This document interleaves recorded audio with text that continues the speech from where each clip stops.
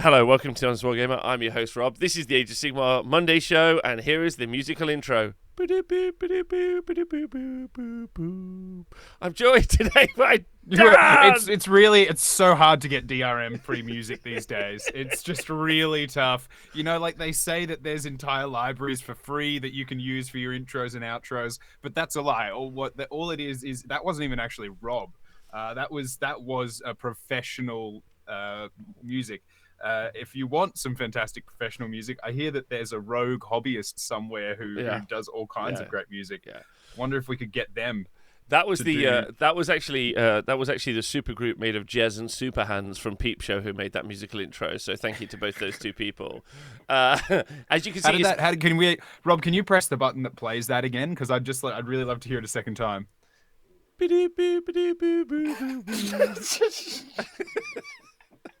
Anyone listening to the podcast will not get that joke. So, some people asking where Nathan is. Obviously, Nathan's been away for a few days. He's actually currently underneath me, right? He's currently smashing my pipes right up, is what he's doing. He is. That's exactly what he's doing, yeah? It's murky and it's a bit moist, and he is absolutely pounding some pipes as we speak. And I am, of course... However, the OnlyFans is doing great. Yeah, and I'm referring to the fact that Nathan is currently fixing the toilet in the venue. If people have been keeping track of the venue as a wholesale, a few weeks ago, Nathan marked his territory by smashing the floorboards up in a venue and then just vanishing, saying, "Oh yeah, I'll fix this around here, later," or something, and then didn't, and then also I don't know. A builder's meant to work to a schedule. Like, is there like, we plan to work on this project on Thursday? Because he just turns up. He's like, 6 p.m. I was like, I called him at 6:30 today. He did not answer the phone, right? I was like, you're doing the show with us tonight. Didn't answer the phone. 6:45, he's in the venue. He's like, all right, yeah, I'm here. I'm going to fix the toilets. I was like, I didn't call you for that. Like, it's Monday. He's a wizard, Rob, and a wizard achieves things exactly when he intended to. They're not early, they're not late. They get it done right on time. Yeah, exactly. So anyway, so he's downstairs. So he is technically a part of the show, but not probably going to be... Do you know what? He'll probably be contributing the same amount to show as he normally does. Yeah. A series of bangs and screams, and then occasionally like yelling at something that's not working properly. Exactly. But obviously Dan's here today. In today's show, we are going to be discussing the Armies of Renown, which is a new thing. That's going to be the main subject for today's show. And I'm also a little bit sick. So if I'm a little bit weird or a little bit run down, then I apologise. But a man who isn't sick, apart from sick like the streets would describe him, is Dan. And Dan, great to have you here today. How have you been since the last time we saw you? I've been good. It's been really hard to get sick like the streets would describe me to fit on my business cards, but I managed it. So that was really good. It was weird, going to set, meeting people, and no one hands out business cards, and I just hand them out to just random people. Camera op, there we go. Sick like the streets would describe you. I'm like, not like I've got an infection. I would say if your business card was going to be that, it should be a mini skateboard. It's a tech deck. Yeah, it's a tech deck. Your business card is a tech deck. Great. So expensive. It's like, what are you doing? I'm losing like $10 every time I hand out a business card. But and it's got me no work. Yeah, no one's ever responded. I'm good. I've been between working stuff. I've been madly painting war dollies. I've got an event coming up next month and a whole army to paint for it. What's your event? It is called Kippers, Millie. It's in Canada. Vancouver. I know that one. It is. It's on an island. It's on Vancouver Island, which is it's an island not far from the mainland. But I've tried to go to it like 3 times. Kippers Melee. And never gotten there. So I think the first time I tried to go there, I think it was the Coco Vovo. The second time, so you've got to catch a ferry across, right? I got to the ferry thing with a bunch of people. We got there super early, like 6:30 in the morning, and we just missed getting our car onto the ferry by like 1. And we were like, that's cool. We got all day.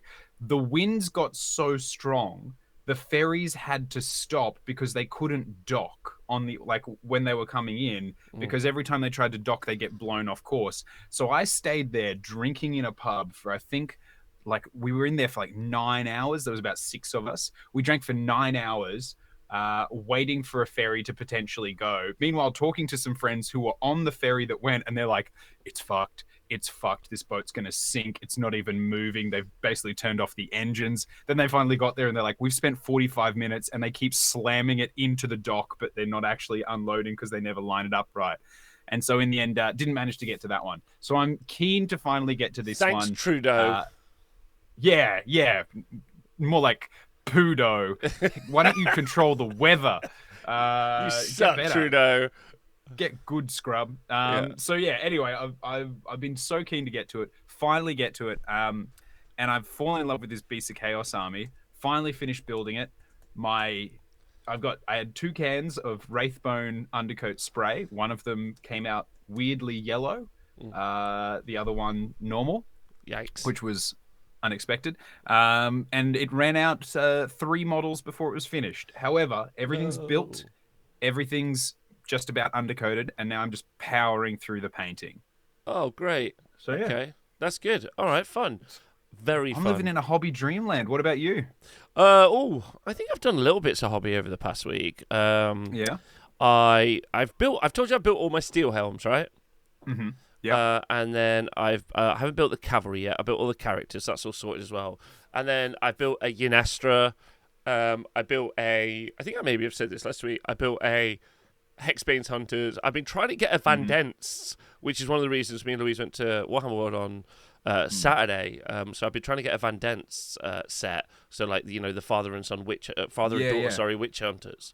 And then because they're just super cool. And also like there's about the list that I currently want to run, there's about like 4 to 600 points swing. So I got a Gotrek in there as well, because weirdly I didn't have a Gotrek. Well, Gotrek's just one of those like cheap. It's like 20 quid, and it's like 500 points of slam. And like, you know, your list is so different if you go along that route. So I picked up Yenestras, like I've said, and so I've just been like, I've been looking at that stuff around the fringes of what I want to be my cities list. I haven't pulled the trigger yet on like your Hurricaneums and your Luminarchs, just because it's kind of like the old stuff, and I'm not really that interested, to be honest. I might even pick up the lady on the Big Bird when it does come out for cities, but right now it's not on my list. I've got a Ventus. Shout out to all my Malakas over in Greece who picked me up in a Ventus one time and sent it to me. So I've been looking at that, and then other than that, I built some. Dan, I did a video on Wednesday, and I don't know if you saw it. So basically, I was building some Shatterpoint minis, and then I built a Kill Team mini. Or more importantly, I built 1 Kill Team mini, and I built 1 Shatterpoint mini, because I was basically wanting to compare like the sprue layout and building them. Have you built any of the cities, like the human cities, guys? I know you have, right? Yeah, I've got my. In fact, I think I've got a unit of them back here. Yeah, there we go. Skull helms. They're converted, but yeah, they're. What was your experience of building them, Rob?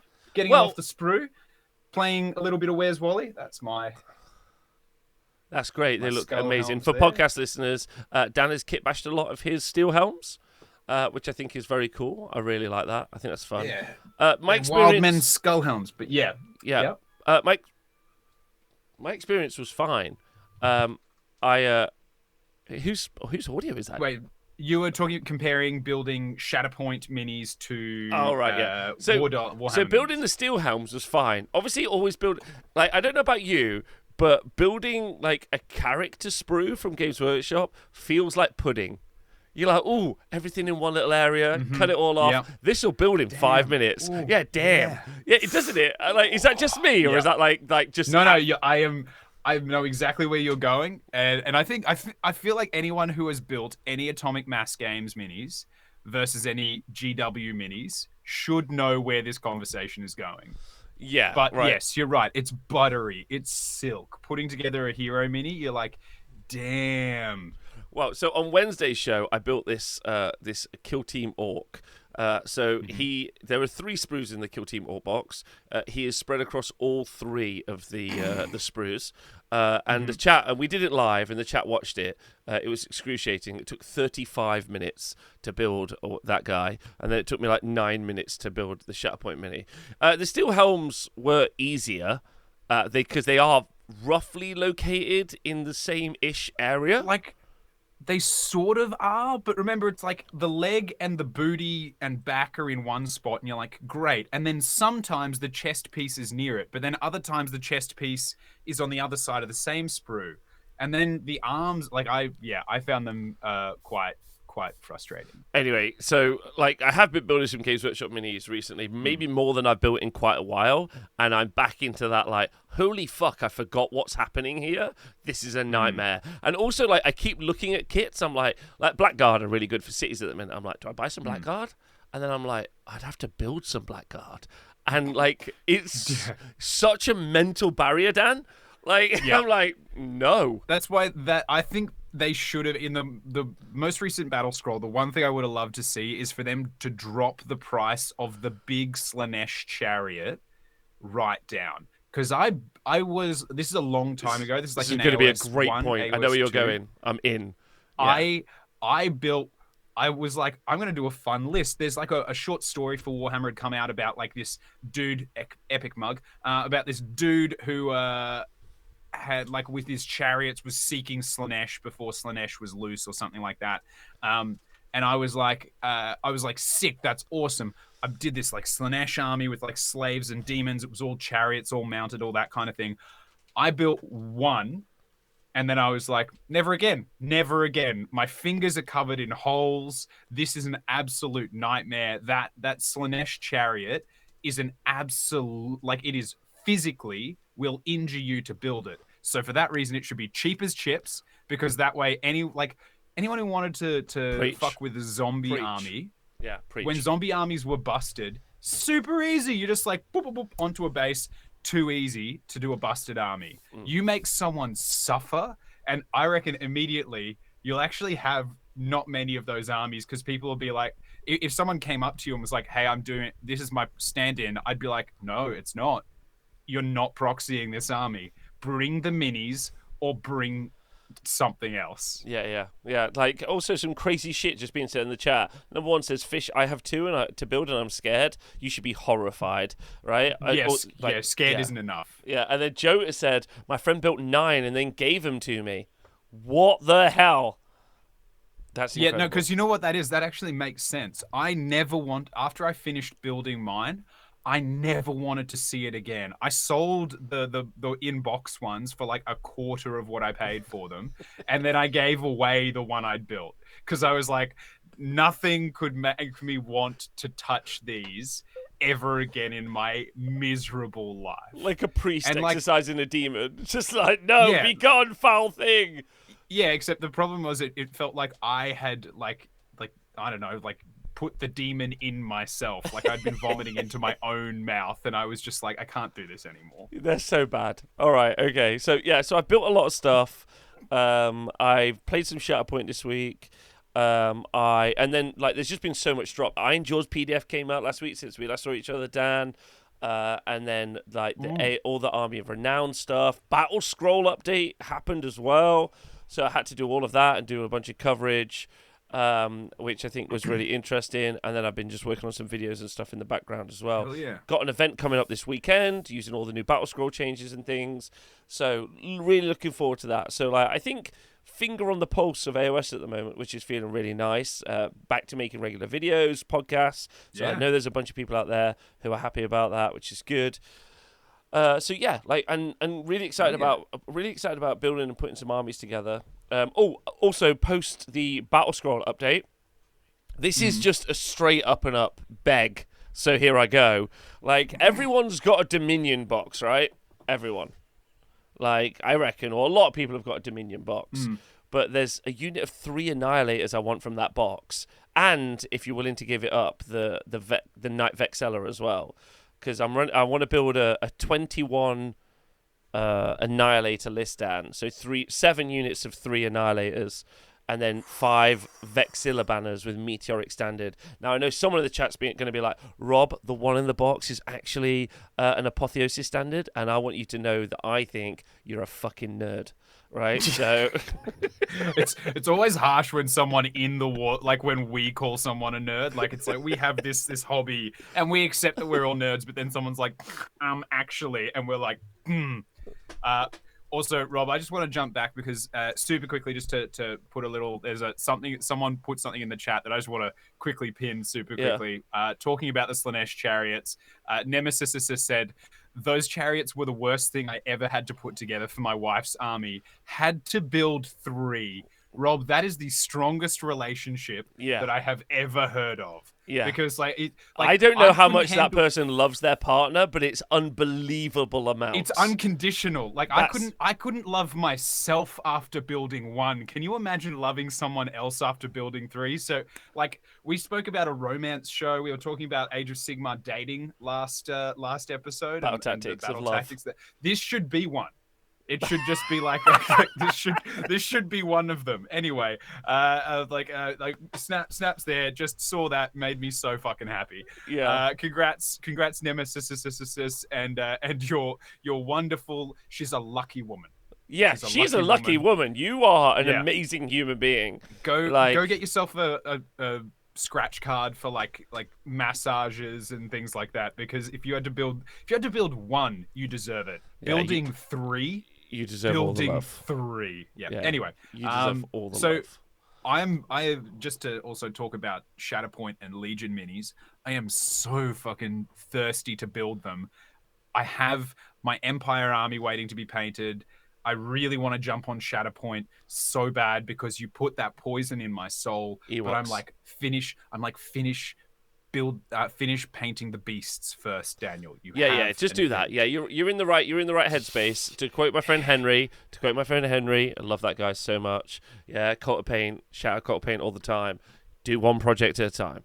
Get your head down, focus, one project at a time. Really good for your mental health. He's absolutely right. This is what I need to hear. Because it's hard. I'm like, oh, Cad Bane looks rad, and I love Bounty Hunter. No! And then Cad Bane took me 9 minutes to build. All of the pieces are next to each other. How insane is that, Rob? Like, I love that they've done the thing where they're going, okay, so we build our sprues, the pieces are near each other, and Games Workshop are like, we are numbering our sprues, and you're like, sequentially, right? Like, the pieces, the numbers are near each other.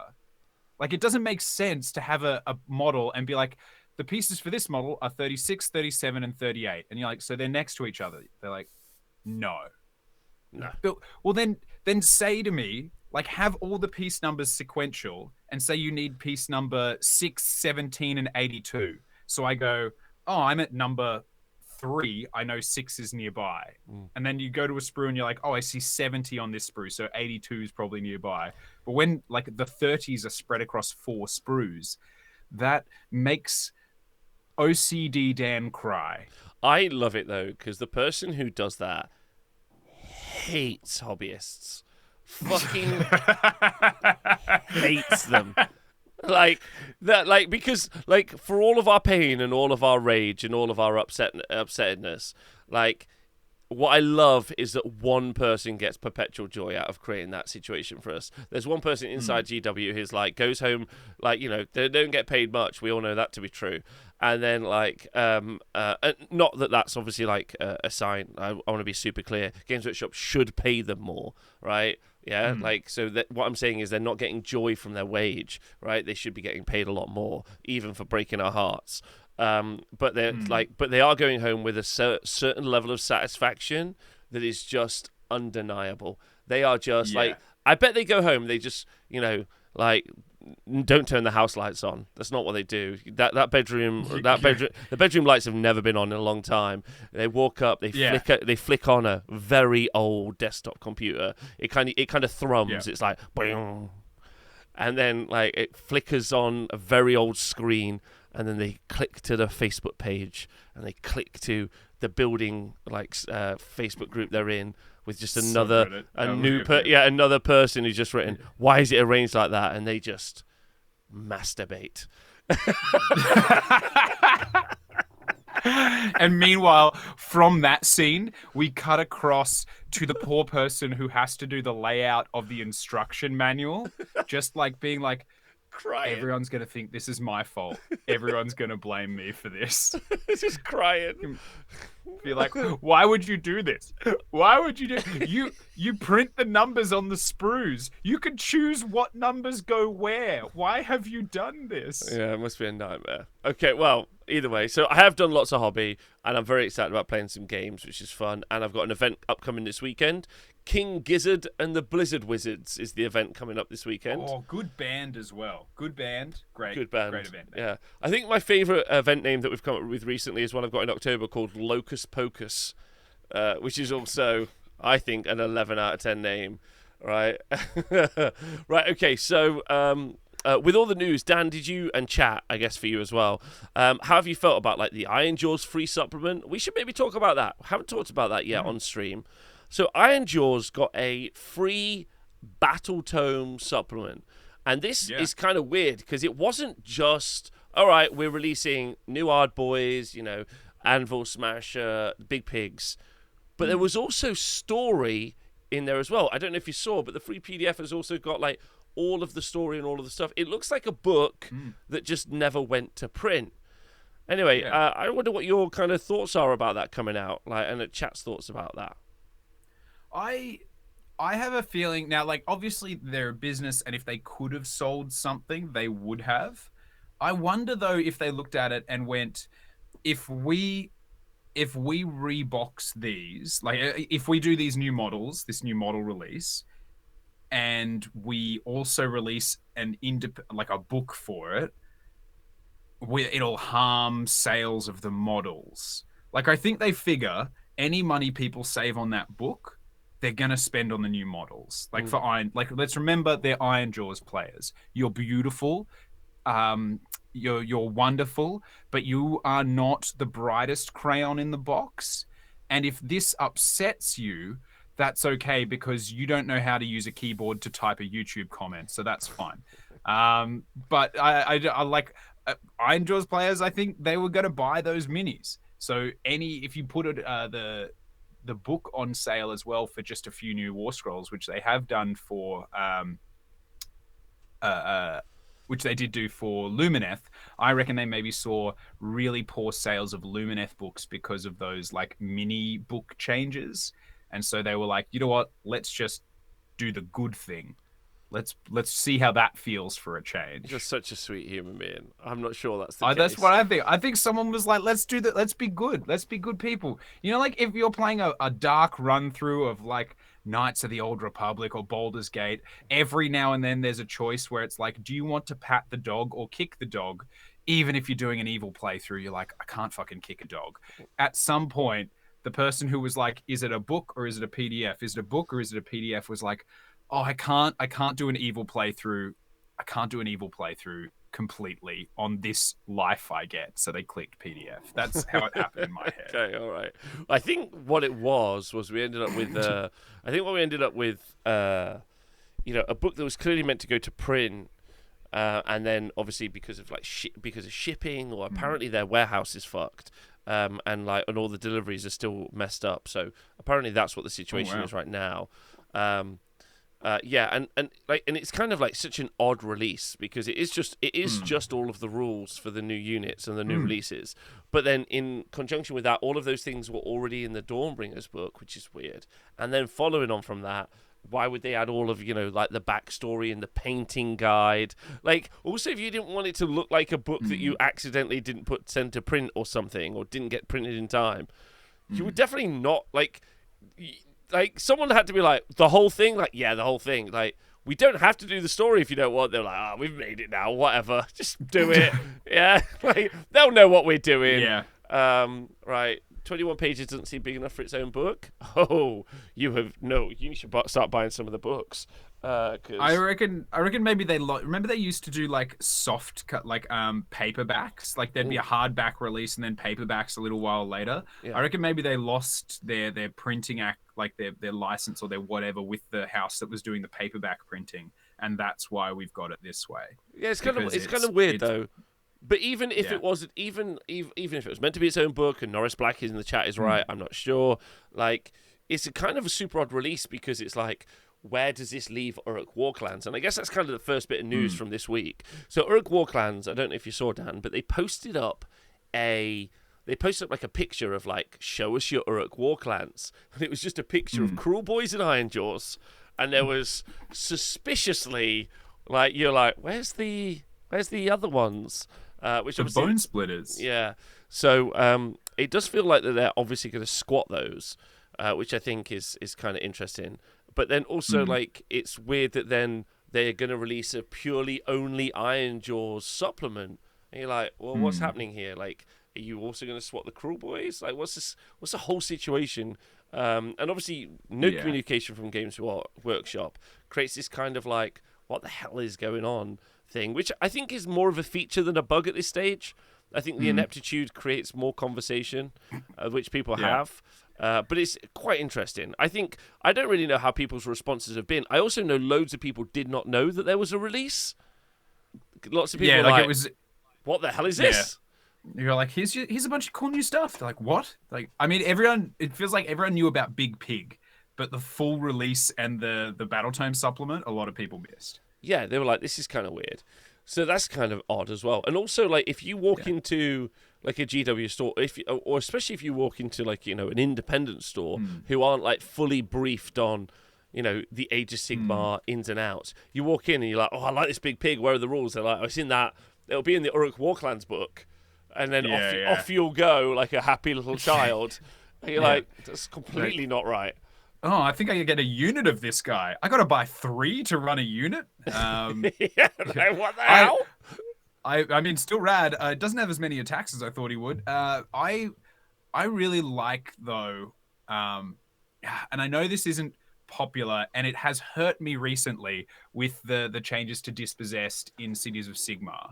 But I do think that there are, like, as the game moves forward and develops, there will be those old holdover allegiances that slowly fall by the wayside to make room for new stuff. And as heartbreaking as it was to see like Dispossessed, they're a step away from Squatted. And I think that's where Bone Splitters have been for a couple of books now. Like, Bone Splitters have been like, hey, they're not great. You can still play them. Here's a full rules complement for them, but it's getting to the point where they're going to start to peter out while we focus on the new specific designs of them. Because if you look at, like, say, take elves, right? Like, elves is a great example. We don't really have generic elves anymore. We don't even really have, like, wood elves, which is the most common. We've got sea elves, and we've got high elves, and we've got blood, like, slaughter lady elves. They kind of... I do like that Age of Sigmar, it's not a chaos world, and it's not a typical fantasy world, and it really focuses in on an aspect of them. Like dwarves, you've got Fire Slayers and KO. And I think that some of those more generic things, like, what is it, Feral Orcs, is cool, but we've got like Martial Iron, like Warrior Orcs, and Sneaky Bog Orcs.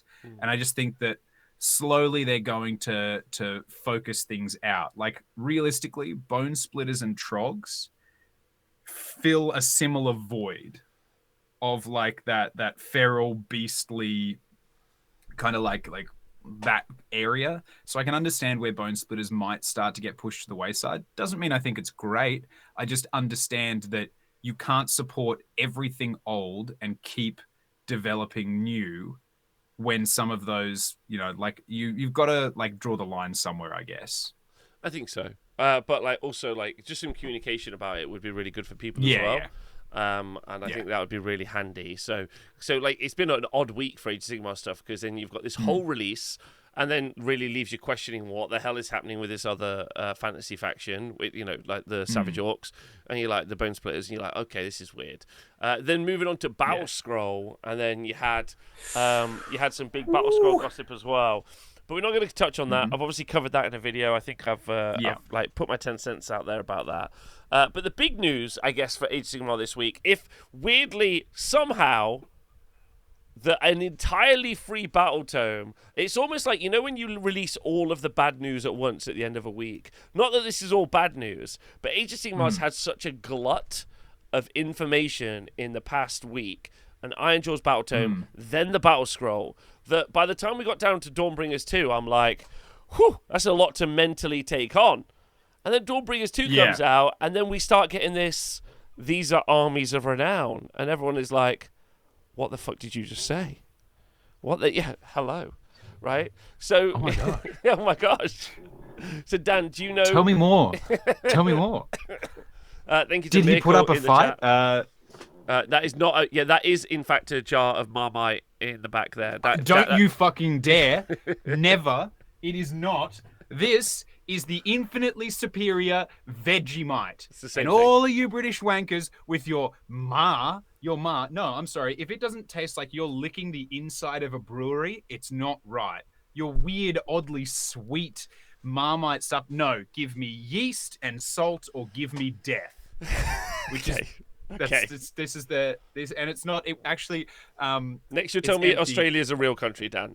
All right, we're not buying it. This came with pajamas in it. So it was this fun fact. So someone sent me this for Christmas. It's my favorite thing ever, and I thought I'd keep this because it reminds me of home. There we go. So also, Rob, I don't know if you remember when you came for the first CanCon, but one of the first things I introduced you and Nathan to was a Golden Gay Time. I fucking love a Golden Gay Time. Love a Golden Gay Time. As the branding says, it's hard to have a gay time on your own. So there we go. It is, but I do try daily. It's important every time. You've got to. Exactly. Yeah. Show love everywhere. Anyway, that's that. Sorry, chat triggered me. Got a little. You could see, there. like that was good. That was good. Well done, chat. Well done, Miracle. Well done. I've only got you've slowly, the chat has slowly desensitized me to being upset about dwarf related stuff, but there's occasionally a few things that'll just really nail the button right there, and Miracle fucking when it's chimps use tools to figure out how to do things, and takes a stick and puts it into the anthill. That's what you just did in my soul. All right, so it was a big week, for news. And Armies of Renown probably being the biggest. I weirdly think that they might be the biggest, and that's odd because it shared a week with a free battle tome from Games Workshop. Are you fucking kidding me? Are you kidding me? This is like getting a free meal out of a Scotsman. That's right, Burn Louise, suck it, right? Right. This is unbelievable stuff. A free battle tome from Games Workshop. Are you kidding me? You could go home, print that out on some paper, flop it, and it's official. Walk into a Games Workshop, move some models around, and they'll be like, "Where's your book?" They'll be like, just keep flicking it in front of their faces. This is official, They'll be like, "What the hell?" Anyway. So Armies of Renown. What you should do is you should turn it into a fan, like a hand fan, so you can dramatically go yeah. That's the vibe that I think I would like to see from it. Yeah. And you'd be like, what's on there? I'd be like, none of the big pig rules because they suck. And then, anyway, so we made a big pig. Did you make him good? We made a big pig. That's our own fault. The entire agency, my community, gaslit themselves on Big Pig. Everyone was like you had people being like, Big Pig Dojo, not me. Big Pig Dojo, Big Pig, tweets about Big Pig all the time. And when it finally got here, we self-gaslit. I don't know what that is. It was some Sylvia Plath stuff. #poet burn. And then told ourselves. Huh? We told ourselves it would be amazing. And it wasn't. It wasn't. Yeah. It wasn't. And then I'm just really proud of my Sylvia Plath reference. She tried to kill herself in an oven, Dan, with gas. And I was like, that's great. That was a great joke. That was 11 out of 10. That's why I'm gonna clip that for myself and send that to people. Anyway, if you're watching this on YouTube, like and subscribe. Just for the gaslit reference. Anyway, just for that. Oh, she didn't try. That's true. Yeah, she succeeded. Anyway. Well, we did successfully gaslight ourselves about the Big Pig. Yeah, we Sylvia Plathed ourselves about Big Pig, right? Oh my God. Oh my God. I apologise to Sylvia Plath's family. Right. So my point is, Dan, is the Armies of Renown, right, came out. Now, do you want to explain to people at home who are listening at this stage for some reason and don't know what an Army of Renown is? So I believe, or why it's a big deal.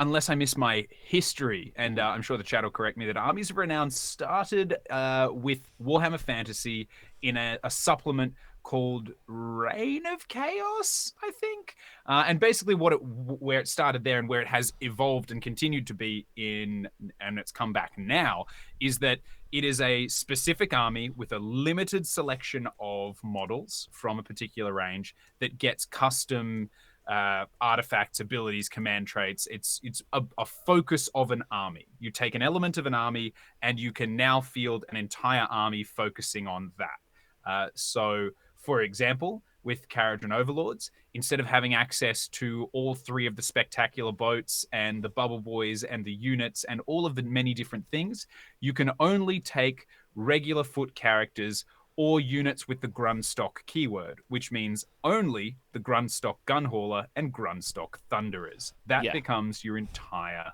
army. The whole thing. So what you have is a book. And this is not the same as a Regiment of Renown. No. So it's already what would you take, say, the limited range that you have access to in a Kharadron Overlord's book, and now you limit that even more, but you get a series of air quotes thematic abilities and kind of sub-allegiance abilities. You trade off everything else in the book, like everything else in the book, for it, but that's what you get. Now it's the intent, I guess, is to create like these weird custom sub-faction armies, but the effect doesn't seem to be quite. Well, yeah, let's get into that. Let's just kind of establish what it is first for everyone. Because what I'd love to give, right, is an example of the last kind of Regiments of Renown army that I loved and used. And this is all the way back in Warhammer Fantasy, but they released in this Storm of Chaos thing the ability to take an all-Slayer army. Now, this is before Fire Slayers. This is when regular dwarves were a thing. But what they introduced in Regiments of Renown was different versions of that unit. So they were like, you can take an all-Slayer army now. There's different versions of these characters. You've got your regular Slayers, then you've got your Slayer unit with a ward save. You've got Slayers that are basically like Goblin Fanatics. You've got a Slayer War Machine. So they said your army is all Slayers, but instead of you only having access to one type of unit, here's a beautiful variety of Slayers you can take to customize each unit. The difference here is that they've said you can take Grundstock Thunderers and Grundstock Gunhaulers. And you're like, and are they all the same? Can I have like a combat Grundstock unit, like a close support, a long range kind of version? And it's like, no. No, you just get that one war scroll. You can just take that a solid 8 times. Yeah, you're like, oh, so there's you haven't actually really done anything unique with it. It's like, no, you're like, okay. Yeah, you're not selling Grundstock models, is that it? And so you really need to sell. Well, I think this is kind of interesting as well, because we have to kind of talk about like the methodology, right? So let's start with the Dawnbringer series of books, where these 4 new Armies of Renown, which is a new thing in Age of Sigmar 3, this Army of Renown thing, is in the Dawnbringer books. There's 4 in this one. We think there's going to be about 5 Dawnbringer books. And I assume we're going to get about 4 Armies of Renown in each one, which would take us up to, obviously this is a second Dawnbringer book, so we might end up with like 12 Dawnbringer books. Shout out to my favourite Khorne player in the chat, James Powell. Let's go! Love that guy. Let's go, James! So miss him so much, and he just won't stop playing Khorne. It's amazing. Murderlust, one point. So one point. Walk into combat. Yeah, walk into combat, 1 point, easy. So yeah, I bet you're retired, mate, from all of that murder lusting and rolling of dice. Like, of course you're retired. He's knackered, yeah, he's weary as anything. He's been murder lusting and rolling so many combat dice. All those big 3d6 charges, mate. Yeah, relax that wrist. Right, so we're gonna end up with like 16. Sorry, I did my math wrong. So 4, 8, 12, 16 of these kind of Armies of Renown.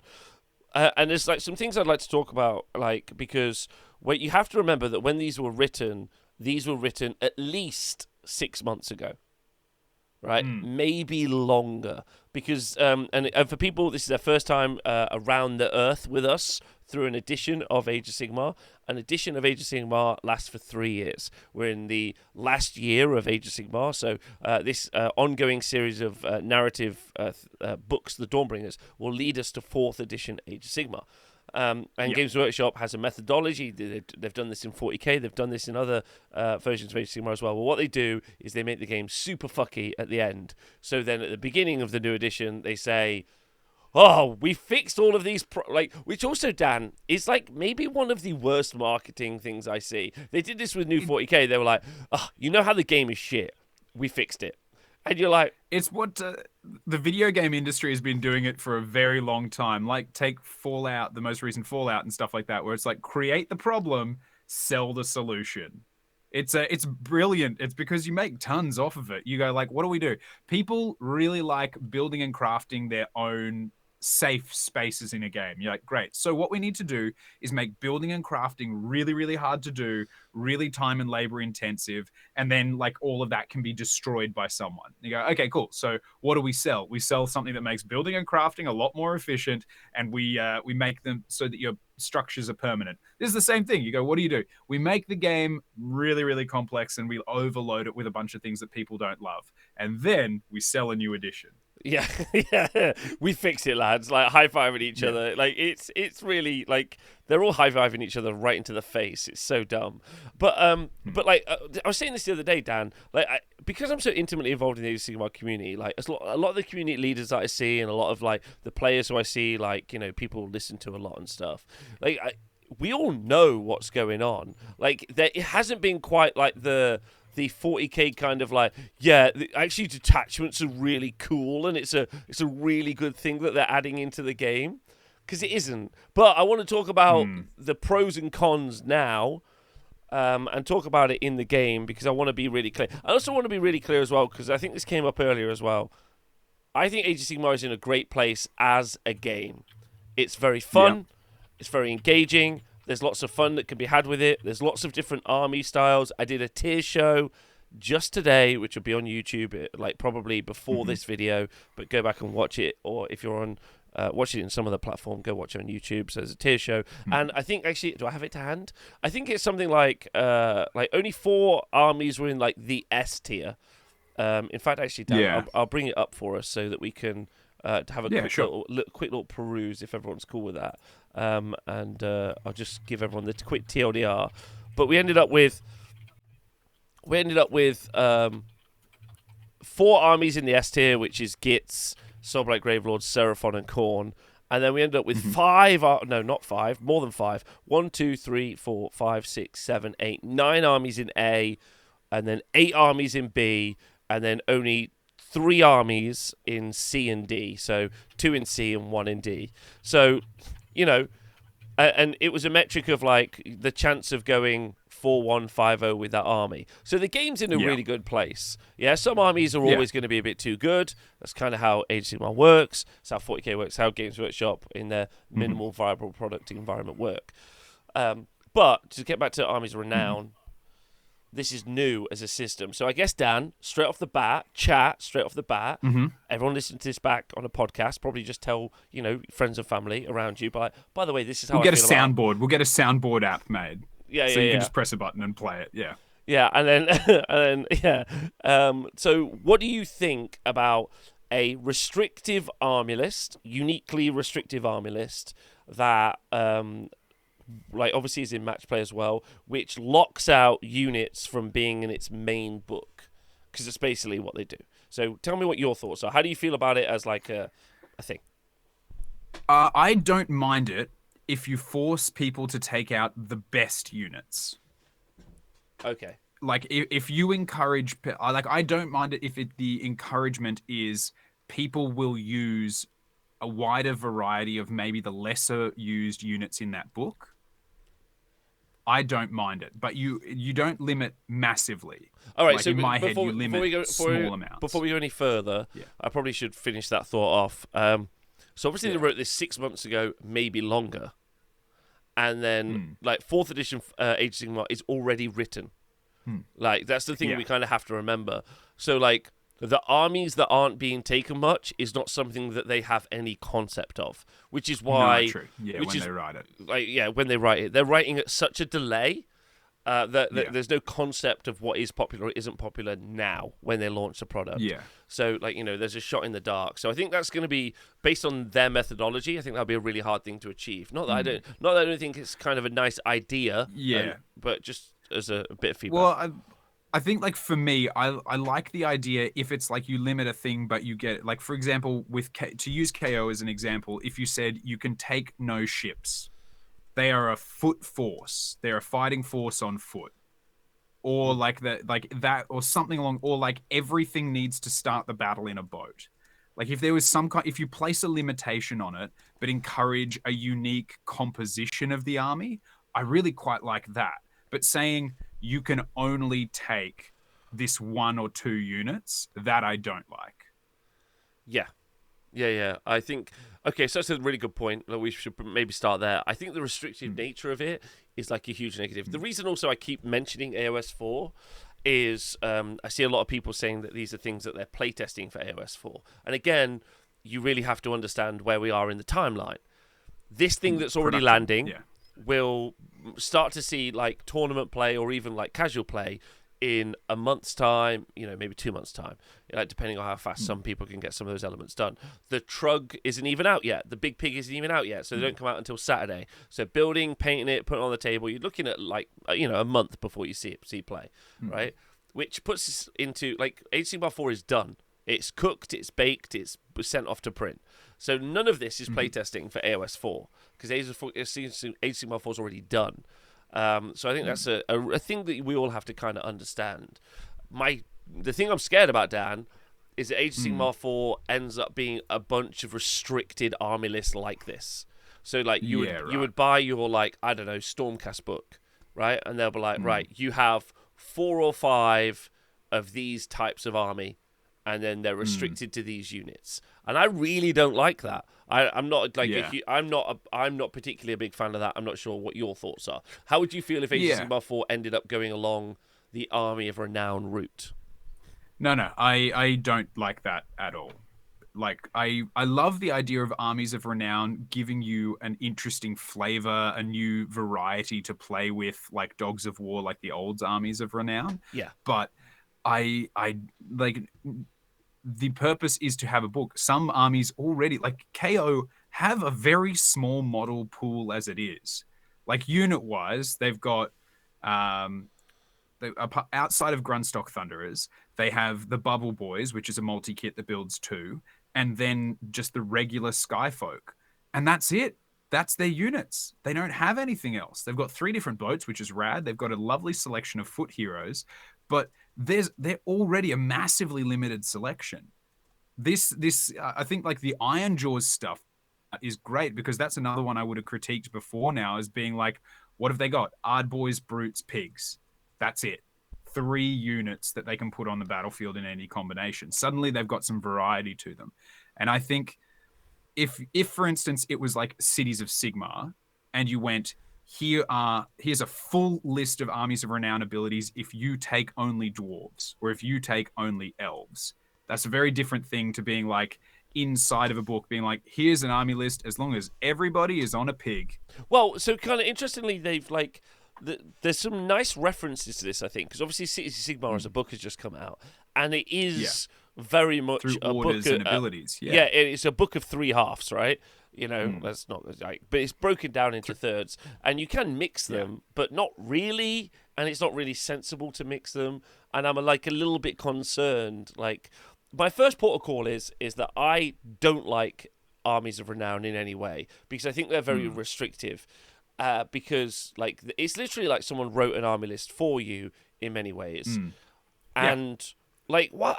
I don't know though, Dan. Like, this is why I want to talk about it because I'm a little bit conflicted. Because just to remind people at home, War Scroll battalions used to be something that we had previously. So War Scroll battalion would be like, if we use Iron Jaws as an example, they'd be like War Scroll battalion for Iron Jaws. They'd give it some fun name, and they'd be like a Mega Boss on foot, Anvil Smasher, 3 units of 10 Ardboys, and then if you want, you can add a Mega Gargant, or you can add a thing, Yeah. right? And or they'd be like it would be like 1 to 5 units of Ard Boys. So if you wanted to like be like, I'm gonna have loads and loads of Ard Boys, which I think was really fun.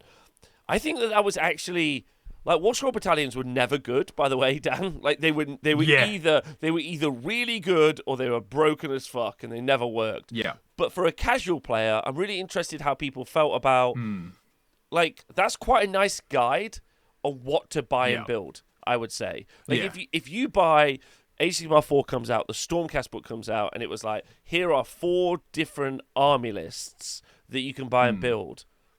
It's really hard for me to criticize that direction because I think that that's really beneficial to the customer in some ways. Well, it's great because usually there in every book there was a one, if not a few, that were like, it was like a good half of the army. You know, it was like you need to take these 2 to 3 heroes, you take these battle line, you take these special units, right? There was usually one of those, and they were usually pretty good. So you're like, okay, sweet, that's 1,200 points of my army. I need to add 1 more battle line unit to it. Great, I have to do that.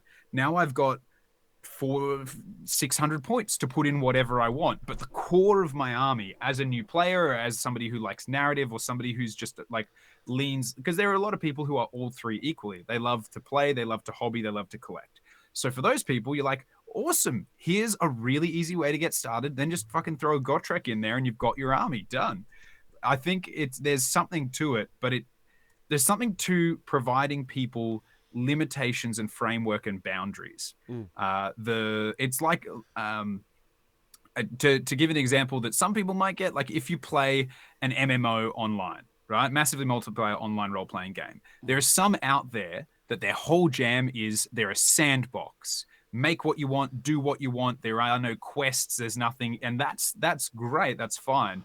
But the ones that do well will have some kind of like linear play to get started. You know, like it'll be like it'll take you through like teach you the systems, teach you the game, so that then once you do hit the sandbox, you are educated and ready to go. Where the ones that are literally just like drop you naked and they're like fucking figure it out and go for yourself, those ones always bleed players and never do well because they don't have like a teaching line, like a storyline to learn. So for something like Games Workshop, for something as complicated as Age of Sigmar, having a little thing like that to start for a lot of people is really, really useful. And the more complex it gets, the harder it is for somebody to begin. Yeah, I think breaking down the barrier, like Meg's in the chat, she's saying, quite rightly, you know, she's like giving people the option of pre-written usable lists makes the game more accessible for new players, which I do agree with. Scott also is pointing out that they've done this in 40k. My problem with it is that like we have to question the skill sets of the people doing it, right? Like, you know, like there's some things that are very complicated to teach or learn, and you know, Games Workshop just don't have the acumen, the resources to do that well, and never have. And I just would use the evidence of everything that's ever happened in all of the gaming history that they've ever done. Like they dressed up their golden goose 40k, they wrapped it in the finest clothes the Emperor has ever not worn. Yeah, and then they literally... Wait, are you implying that the Emperor is naked on the throne? That's a different conversation. Anyway, sorry. Yeah, wrapped it in the clothes. Yeah, and they just threw it off of a building. And then when it landed 700 feet to the ground, they kicked its head in, right? And then they were like, new cool thing. And everyone's like, this is awful. Like, this sucks. And I know there are people having fun with 40k. I want to be really clear. Yeah. But what I want to point out is that, like, it has had some pretty massive teething problems at the beginning of its edition. And if they're doing that with 40k, they'll definitely do that with AOS. Like, as in, like, just kick its head in. It's been actually great for me because I was loving painting my Votan, my Synthwave Votan back there. I was enjoying it. I was excited to learn 40k and get into it. And then with the launch of the new edition and how it's all gone, I've gone, great, I can focus on getting my Beasts of Chaos ready for Kipper's Melee. Like, I made it really easy that it was a dumpster fire just to take that pressure off to enjoy more than one thing. Well, there's a stat on it. I think it's like 70% of people will avoid a game system if it doesn't work particularly well. There was like something published a couple of weeks ago. But anyway, the kind of point I wanted to make with the Armies of Renown is that I hate them, and I think that they're really badly done and they're really poorly implemented. But similarly, I think that there really should be a vehicle to help people get into the game, because the barrier of entry is really quite high. Because, like, you know, Dan, we get this as a process, right? Like, someone comes up to us and is like, "Oh, I'd like to play Age of Sigmar. What should I get?" And like, "Which army do you like?" And they're like, "Well, I like Soul Black Gravelords." Like, "Cool. Which models do you like?" And they're like, Yeah. "Well, which ones are good?" And you're like, "Well, actually, in this case, most of the models." Which is quite fun. But if they're like, "Oh, I really want to get," corn. yeah, if they're like, "I want to get 4 Coven Thrones," you're like, "Well, number one, that's weird. Why?" But then number two, like, that's probably not going to work. But like army list buying an army list, like, that's a skill set that I would say happens way further down the line. So having something you can buy into is actually quite a cool idea. But as a veteran player in Age of Sigmar, I think that they suck, absolute assholes, because they locked the pigs into its own Army of Renown and Trug, and both of those two armies of Renowns are not good.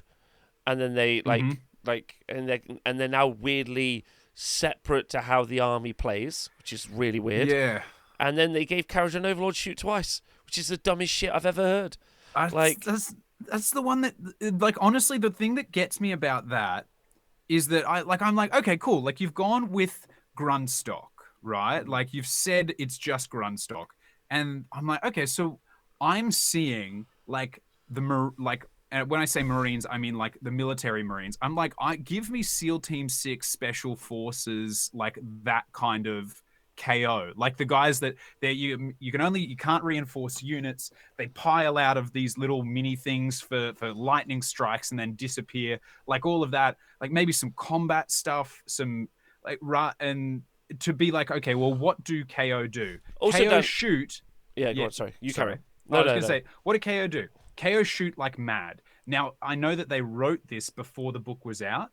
No one could have looked at that book and not been like, KO's thing is shooting, right? Like, you would have known that when you made this book, that KO loved to shoot. And so what you did was you went, we could make a really cool kind of sub-faction element with a restricted list that lets a shooting army play differently. And instead of doing that, they went, it's a restricted list that lets you play the same. You still move units around the table with your boats, and it just gives you more shooting. Like, cool, so what did you change? What's actually really bad about the list as well, if we're talking about it being for new players, is specifically that, like, so the list that we're talking about, as Dan's talked about, for Courage and Overlords, is Grundstock and Gun Haulers. Now, you can take like 9 or 11 gun haulers or whatever the math is. I think it's like 9, but it might be more. Or you can have like 40 Thunderers and like 4 boats. That's actually probably a list that you don't want in anything other than this Army of Renown. So when 4th edition comes along, you're just stuck with a bunch of crap you don't really, like, that doesn't really work in an army. So it doesn't really... You might not be able to use. Exactly. Like with Trug and the Trogs, like Trogs is a legitimate list in its own in the Doomspike Gitz book. And having an all-Trog army is fine. That's super okay. Like, but with Trug, you're like, well, like, do I even want Trug? Because then it's really restrictive. But like, and I guess that might work in Age of Sigmar 4, but the KO one doesn't. The Trug one might. The Pig one's weird because you're like, cool. It doesn't work with the rest of the Iron Jaws book, which is weird. Am I going to buy that? Is it going to last into the next edition? Also, so it's not even a safe bet. Like, Big Pig is also only good for other big pigs. It doesn't buff the OG pigs. Like, I don't understand it. It's anyway. But yeah, I think that my biggest thing, as much as I don't like the limited selection, I would love it if it let you do something different with the army. Yeah, I would absolutely have loved it.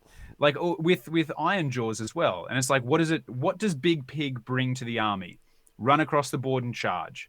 Or like the idea of momentum for me, right? I was really hoping that when we saw like the little like tidbits of momentum, that it was going to let you like charge through and out the other side. You know, like the Stonehorns overcharge kind of thing?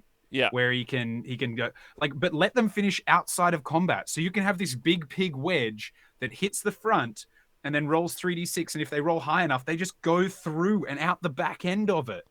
Like I was like, oh, that's what I was looking for. I was like, give me different mechanics, give me interesting ways to play this army. But instead, all of the stuff that we've seen is literally just here's how to do what you already did a bit more, but with less. Exactly. So like the lists are more restrictive. They're, as Ham's fan has been pointing in the chat, it's probably going to be something that ends up going away in a year. But it might not go away in a year as well, which I think is interesting as well. And then ultimately, like it's hard not to see it as like a cash grab late into an edition, because if each army gets an Army of Renown, like it's cool if they're inspiring people, if they're like, oh my god, I'm going to take loads of Thunderers and loads of things, or loads of Trolls. Ultimately, there's a really strong theme there, and that's kind of cool.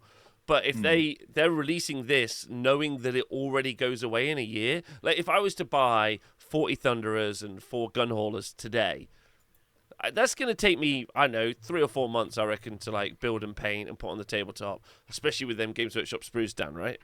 So yeah, I don't know. I don't know what the situation would be. Time-consuming. Yeah, time-consuming, and that takes me past Christmas. So I maybe have only got like.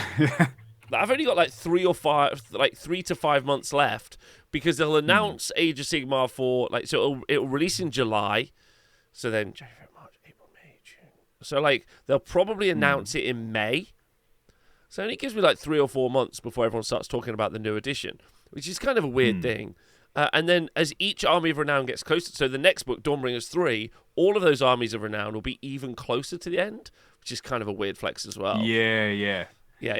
The closer we get to it, the weirder it gets. But yeah, like I think that's the trick, is that the production of it, you've got to produce and do it, and then there'll be an edition change. And like Guy Zaidi put in the chat, like an example of like free to play games is kind of perfect there, and I really, really dig that. Like it's free to play games have big events to draw people in and spend when there's a big change or a big something. Like they use events to collect, purchase, and buff sales, but also buff subscribers ahead of a change. Because if you've it's like that sunk cost thing, which actually, you know what? I don't like the sunk cost fallacy with Games Workshop stuff, because I love it all and I don't think that it's a sunk cost. But if you're invested, you get invested in all of this stuff, and then there's an edition change.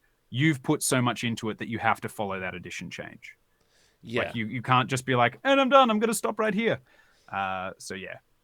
Yeah, I think so we've talked about kind of the restrictiveness of it. I just want to make sure we cover all the stuff. We've covered the kind of like the short-sightedness, but I think we've been fair and balanced in the fact that we've talked about the fact that I would like to see a vehicle for onboarding players. I'd like to see and maybe this is just their very heavy, haphazard attempt of achieving that. I'm not really sure. Like, yeah. I think just call it like the quest line. Like you steal that, take that, it's yours. Call it the quest line and come up with a process that's not path to glory. Because the problem is, what you need is a system that strips things out to onboard people, right? That's what it needs. I'm not sure if that's even the case. I don't think the simplicity not simple, which is the bullshit from 40k, has ended up not being true, and it's also super complicated. But like, I think you just need a list. Like, I honestly like, which is why I'm really struggling with like my like disdain for the Armies of Renown, because I'm kind of like, cool, it's a list. Like, I get it. I buy Trug, I buy Trogs. I'm playing the game. Although you're never picking up, you're not picking up Dawnbringers 2 as your first Age of Sigmar book. Yeah, exactly. Like you've got the rule book, probably. You've got the rule book. You've got the Gits battle tome, and you've probably got the starter box with the Trogs and the big bloke. And then you might pick up, like, so if you were just getting started and you were like, I like that big guy and I want an army of those big guys, that's actually not your first starting point. No, you just get the Gits book, like, I think, in every situation. And also, go on, after you. I think the thing for me is, I kind of see where Armies of Renown could have been an absolute banger and it's not far away from what it came out as. Like it's a bee's dick of a change, but it's just unfortunately it's fallen on the other side of me being like, this is rad. Like it's there. It was gonna fall one way or the other. One way was it's just more of the same, limiting and more of the same, and the other was limiting but wildly different. And unfortunately, it's fallen to the other side. But yeah, I also like. I mean, I like the way that we build lists as well, but like the regiments of renown Mm. thing was also instigated really terribly. Like, I don't hate the Mm. idea that like the regiments of renown is just literally a unit. I don't know, 10 hard boys. And you're like, well, this unit of Yeah. hard boys is like they've traversed. Like, imagine. Do you remember when they did the end times books and you had the? Do you remember they Yeah. had the units and they all had a different name? Like these are the Carlsberg swordsmen. Imagine if you had like Yeah. these are the fire wreathed Ard boys, and they have a 5-up spell ignore, but instead of costing 220 points, they cost 270 points. And you're like, oh, that's cool. You can only take one unit in your army that does that thing. Is that actually any good? Yeah. No, but you could do so much. And I think that's maybe the Yeah. final point in the chat being implemented by Wubwubs, is that it's also badly done. The Mega Gargant one, Dan, the grand strategy is literally unachievable. Right? Right? Sorry, So what is it? I've missed that. it's What okay. is the grand strategy It's for just Mega Gargants? it's not important for now, but like it's unachievable. So like they clearly wrote it like, yeah. I mean, I don't like Gargants. That's fine in my opinion. It's perfect. But like, and then so how for Courage and Overlords there were 3 artifacts and there were 3 command traits in the KO one. For the Big Pig one, the one that they sold new models for, there's 1 artifact and 1 command trait. And you're like, Sick. there's not even the illusion of choice. Like, it's not even like done well. It's not like, oh, we're having this complicated conversation about this new aspect of restrictive game design, but maybe it's a benefit. Yeah. It's just also shit. It's like, what the fuck Right. is going on? Sick design. I mean, it's Wobwob's put in the mentioned Blood in the Badlands in the chat, which just absolutely strikes a chord for me because Games Workshop used to release themselves. They used to release themselves these wonderful self-contained campaign books, and they were rad. But it actually feels like now the majority of the books that are released, it's just mad Fallout Boy vibes. It's a goddamn arms race. Like people picking them up are looking for a way to break an army and gacha 5-0 at the next event, rather than being excited about being like the developing story of this. And I want a self-contained campaign book. Just that. Like that's But also, like, hey, get a what friends together and play this. I'm with you, Dan, 100%. Like, but what a way to sell me the same unit again. What a way to give me like a unit. I'm using Ard Boys as an example because they've just come out. But Ard Boys in yellow, there are my Ard Boys. But Ard Boys with flames on them are this like a regiment of renown, and you're like, oh yes, yeah, like and also you're kind of inspiring people to do a hobby. Like, do you want to build like a different like. Every element of what's been done with regiments and then armies of renown is uninspiring, uninteresting, and bad. And that's maybe the biggest sin. Not whether or not it changes the game, not whether or not it makes the game imbalanced, because who gives a fuck about that? You still get to have fun with your friends. The worst part about it is it's just not good. And and in a hobby of creative people, if you gave like 6 hobbyists from the chat a week in a room, they would blow that out the fucking water. And they would they'd be like, oh, this is hot shit. Like, or just look at what Total War does. They're like, here's this regiment. It's slightly different colors. It does a different thing. Yeah. It's so easy to do, dude. But remember the way that kind of regiments of renown and like dogs of war were, and I hate comparing everything back to Warhammer Fantasy, but the reason I'm doing it is because they got it right. Like it has been correct. It's just maybe the designers maybe aren't the same people or they're off it, but. Like Krieger's Cursed Company, Mengel's Man Flayers, the Goblin Hewer. You had regiments of renown that could be taken by any army. It wasn't like, because the thing is, when you say you can take a Rune Lord and a unit of dwarves and they're good at capturing objectives, right? That's that. But only order armies can take them. You're like, okay, well, most order armies don't want or need this. right? Like that's so why would you do it? But I remember Krieger's Cursed Company. I loved them. It was like an undead empire guy who got cursed by a necromancer, and now everyone he kills comes back as a skeleton to fight with him, and he's just seeking death, but every time he dies he comes back to life. Every army except undead could take him, so it wasn't like must be in this type that already kind of didn't want him. It was everyone could take him. Mengel's Manflayers, messed up dark elf skinning hunters, right? Every army could take them. Because the idea is you're hiring swords, and they're custom. They've got their own abilities. They're rad. Baragz's Besiegers. There were so many cool ones, but the thing that made them cool is anyone could take them, and they did it for Mega Gargants. You did it for Mega Gargants. So say, what is it? Here's a group of messed up fire slayers seeking death. They will fight for anyone except chaos, because they obviously can't align with chaos or whatever. Yeah, you could do so much. Yeah, that's great.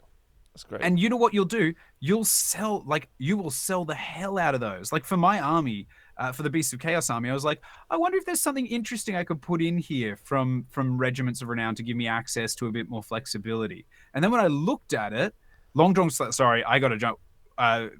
O Reaper just said Long Drong Slayer Pirates being the best, and you're absolutely right. I think I've got a dozen of them somewhere still. But if you did that, everyone would go out and buy them. When I looked at the Chaos options, I'm like, oh, the Chaos ones are shit, and I don't need them. I was looking at other armies, Regiments of Renown, and I was like, shit, if I could get any of these, I would in a heartbeat. But don't tell me I've got to take a hero and this and this. Give me a unit. Give me one unit that maybe I can reinforce once. That would be so cool. Yeah, I agree. Like, and just so for not for the podcast dudes, but for the YouTube thugs to see.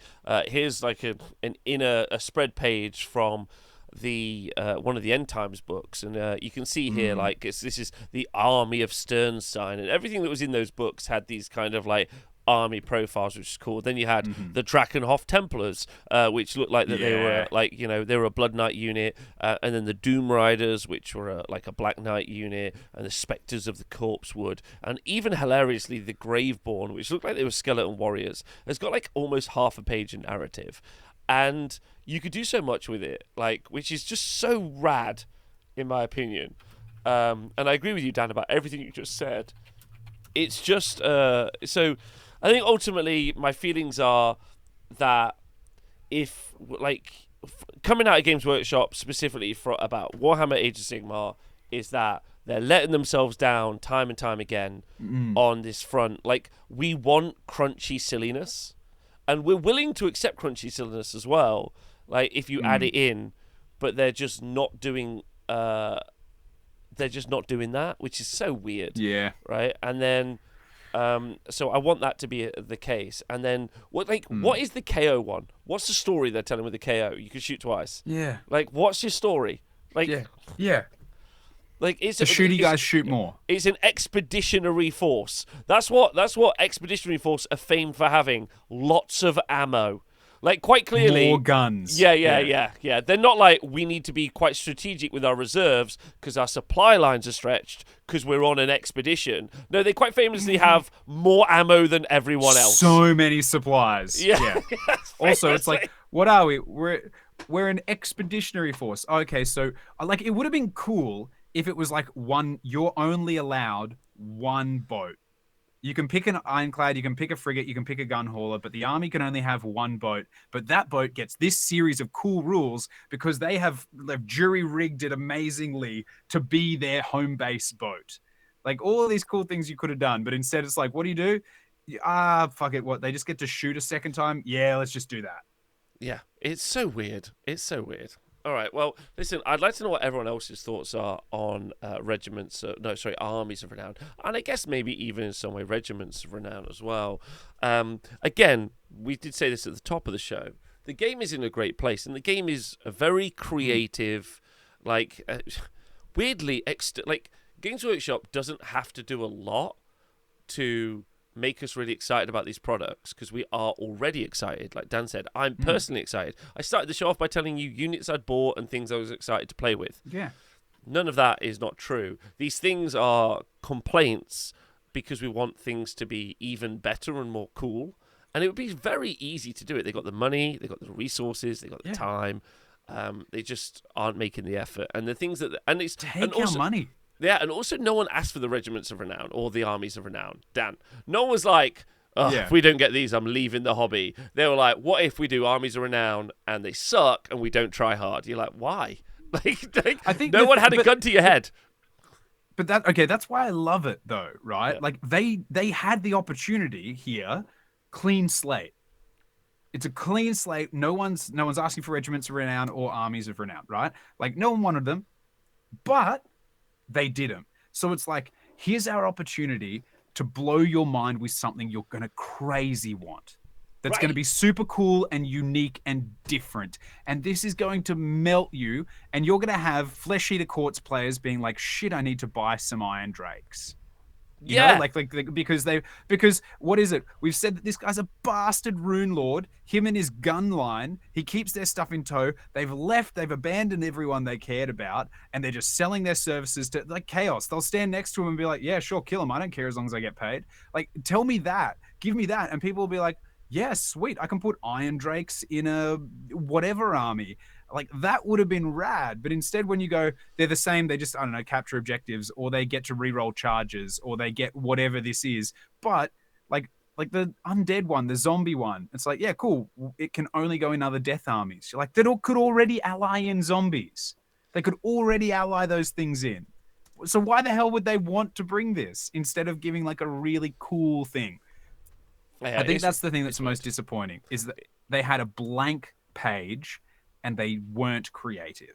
I think also that's the bit that hurts me. I think also, Dan, like, you know, there'll be people sat at home now having listened to your story about, like, you know, Regiments from Renown from the past, and there'll be people listening to this, and there's people who are already like, oh, Rob, my army list already has like all of the regiments named, and I have a story for them, and you know, all that good shit that even us on a competitive podcast are really into. Like, I think you should. I think you can add that in to competitive gaming, and it should be a part of tournament gaming as much as everything else. Like, I'm not demanding you do it, but I'm saying that when you do it, it's great. And yeah, it's just it's so easy to sell me something cool. It's so easy. Like, it takes a fucking just a flutter of an attempt, but I can really spot when you're trying to sell me something that's a bag of crap. Like, and I think that's a really worth, like, you know, like, and that's what I think that's what we've ended up at, and that's weird. Anyway, are you gonna do any hobby this week, Dan? Oh baby, I'm gonna be like, I got this bloke's at the moment. I'm finishing highlighting a unit of my skull helms. Once they're done, I'll put them on, and then I'm gonna paint this boy. This is my Bellacore. He's standing on a penumbral engine. The caper cloaks. I just don't know what to put on this hand. This hand here, I don't know what to give him because I don't want to give him his big sword. I'm thinking about getting the Bone Splitter Shaman's little Bernie skull stick hand thing and putting it on there. But that's my hobby week, is powering through that and continuing to paint my way through this Beast of Chaos army so that I can buy probably more Leagues of Votann and paint them, but also potentially Shatterpoint, or also potentially my Legion Empire army.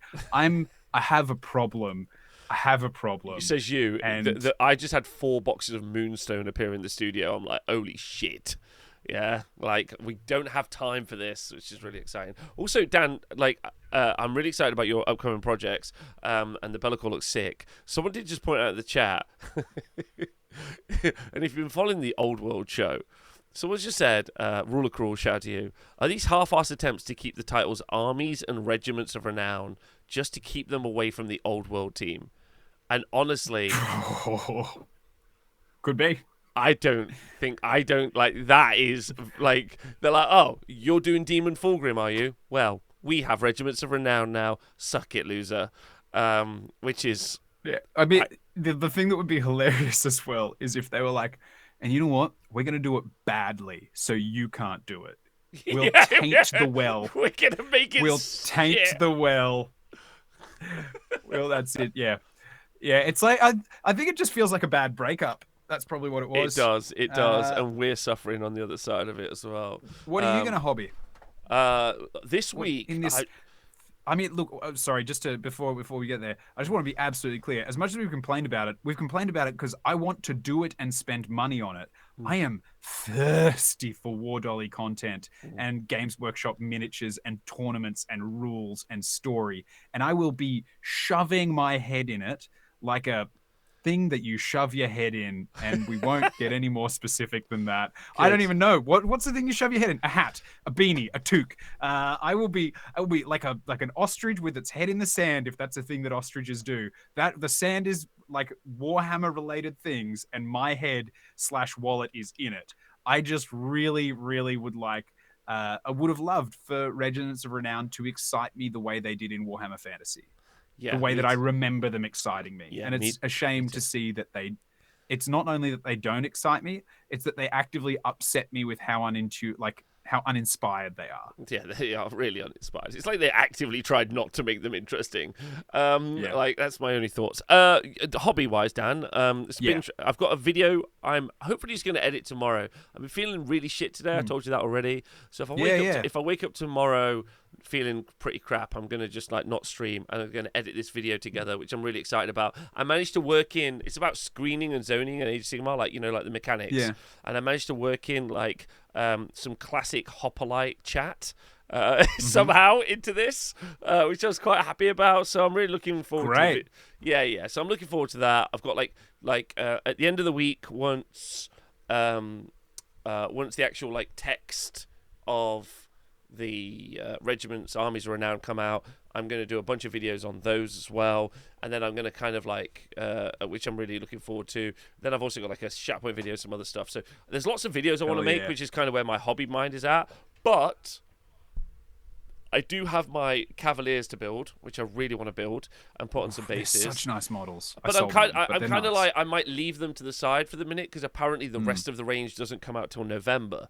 So I built all my steel helms and all my characters because I was like, we can get started. And now I'm like, do I want to paint it all in one go? I don't really know where I'm at with that. And I have been hobbying. I told you about this. I told you at the start of the show about all of the Annihilators. So I'm maybe going to see if I can get all of those resources together over the next week, and then just slap chop those bad boys up, because I think that'd be really fun. But yeah, I mean, and you can wear a MAGA hat as well. Make Annihilators great again. I would rather literally cut my own hands off than ever wear a MAGA hat. Yeah. Well, you'd never be able to take the hat off if you cut your hands off. Yeah, I know. You'd be stumped. Wayo! I hope he goes to jail for 100 years. That's important. Groovy. Okay, that's it. Right. Dan, thanks very much for hanging out with me today. Pleasure. Look, it wasn't as saucy as last week. There wasn't as much romance. I'm not hot under the collar, but I was just as excited. Yeah, good. Yeah, me too. Yeah, it was not quite as saucy as last week. And I know it's a bit of like a whinge, but you have to remember, like for Age of Sigmar content, since me and Dan hung out since last Monday, I've made an Iron Jaws review, a review of the KO stuff, a review of the Battle Scroll. Like, I've made like a shit ton of Age of Sigmar content, a tier list today.